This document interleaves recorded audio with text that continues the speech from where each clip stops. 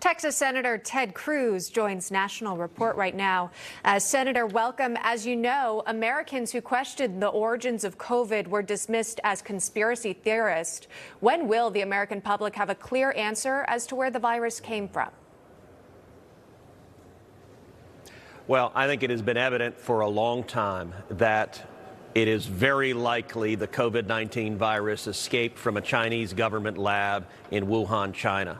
As you just noted, there was a bombshell report came out of the Biden Department of Energy that concluded it was likely it came from a Chinese government lab. That's now the second Biden agency that has concluded that. The FBI under President Biden likewise has concluded that it is likely that the COVID virus escaped from a government lab.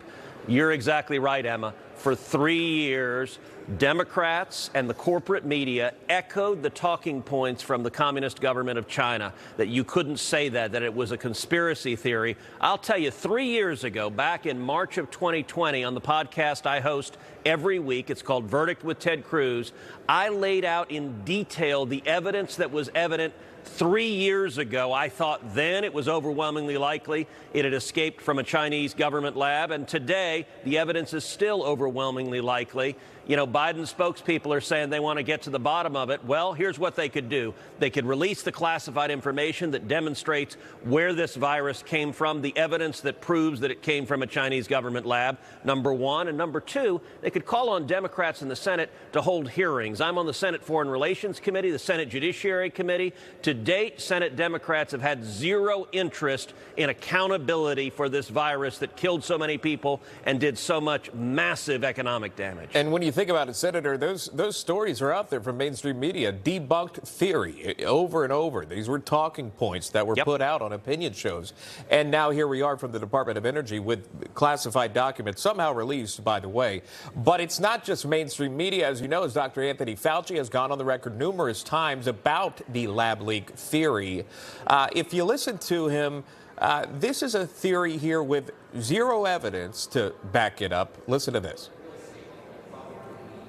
But there's evidence to strongly indicate that it is a natural occurrence and zero evidence to indicate that it's a lab leak. But the evidence that they have been working on for years strongly favors a natural occurrence. The most likely etiology was a jumping species from an animal to the human. Again, zero evidence. Is that bothersome to you to look back that essentially the man leading the charge on the handling of COVID-19 did not seem open to even the possibility of a lab leak? And yet here we are today with the information from the DOE. Dr. Fauci is the most dangerous bureaucrat to ever serve in the United States government. The policies that he championed destroyed lives across this country. And repeatedly, he demonstrated a willingness to put politics ahead of science, ahead of medicine. And the result is it profoundly eroded the trust that millions of Americans have in our scientific and medical community, particularly in the government. That is dangerous going forward for the next health crisis we have. When Dr. Fauci said that, he was lying. He was deliberately lying. We also know that Dr. Fauci, in writing, emailed Mark Zuckerberg at Facebook and asked big tech to suppress people online from making the argument that this came from a Chinese government lab. They didn't want those true facts out there. And by the way, big tech was more than happy to comply. I'll also note that Fauci, I believe, lied to Congress and should be prosecuted for it because he testified in Congress that the federal government was not funding gain-of-function research where you take a virus, you make it more dangerous, more lethal. The National Institutes of Health have publicly acknowledged the federal government was funding gain-of-function research, and I think there is a real possibility.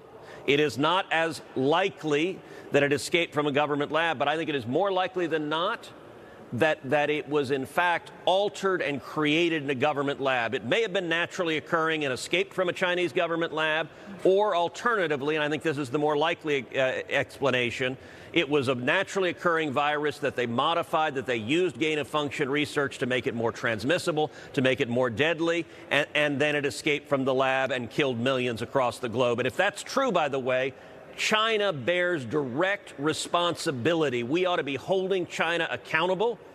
And let me give you three pieces of evidence that were public a long time ago. Number one, the Wuhan Institute for Virology, where they study not only coronaviruses, but coronaviruses derived from bats, bats that don't occur near Wuhan, China. The closest bats are over 900 miles away in China. That Wuhan Institute for Virology is just a few hundred yards from the Wuhan wet market where the first big outbreak occurred. That's fact number one. Fact number two, we now know that in November of 2019, before the pandemic, 3 separate researchers at the Wuhan Institute for Virology checked themselves in and were hospitalized with serious health ailments. That might well have been the first outbreak of COVID-19. And number 3, we know that China, when the pandemic began, went in and destroyed the samples in the Wuhan Institute for Virology. And I'll tell you, in a court of law, if you destroy evidence, a judge will instruct the jury that it's entitled to draw an inference that that destruction of evidence demonstrates that that evidence would show your guilt, would be incriminating. I think those samples would demonstrate that China was responsible for this pandemic.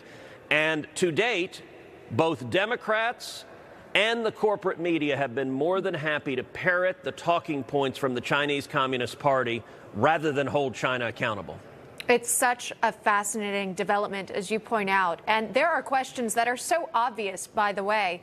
We at Newsmax, we've been asking those questions. We've heard from lawmakers who've questioned the top scientists. We've had scientists come on the program and also ask questions about the origins. But, Senator, as you know, it's now been more than a month since AT&T's DirecTV dropped Newsmax from its cable lineup. And so people who had DirecTV wouldn't be able to watch this very interview. The decision has drawn condemnation from loyal Newsmax viewers and lawmakers like yourself. You tweeted this out. We'll share it with our viewers. As ranking member of the Senate Commerce Committee, I'm demanding answers from DirecTV and AT&T on why Newsmax was censored and taken off the airways.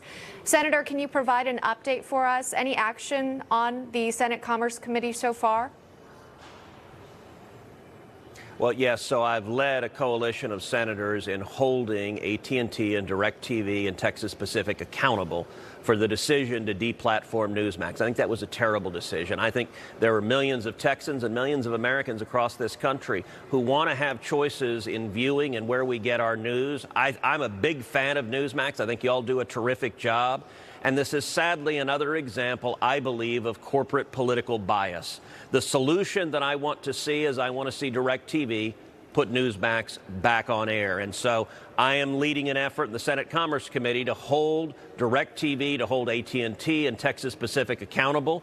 They have responded to our demand for specific questions about the decision. I'll tell you, their response so far has been patently insufficient. They failed to answer many of the questions that we're asking. So we're going to continue pressing, and I hope pressing until we get them to change this decision, because it's wrong and it's denying Americans of the ability to choose where you get your news, where you get your information. We appreciate what you do for us, for the viewers as well. I know this is very bothersome for many out there as this continues. That's Texas Senator Ted Cruz joining us live there from the Capitol. Senator, good to see you. Thank you.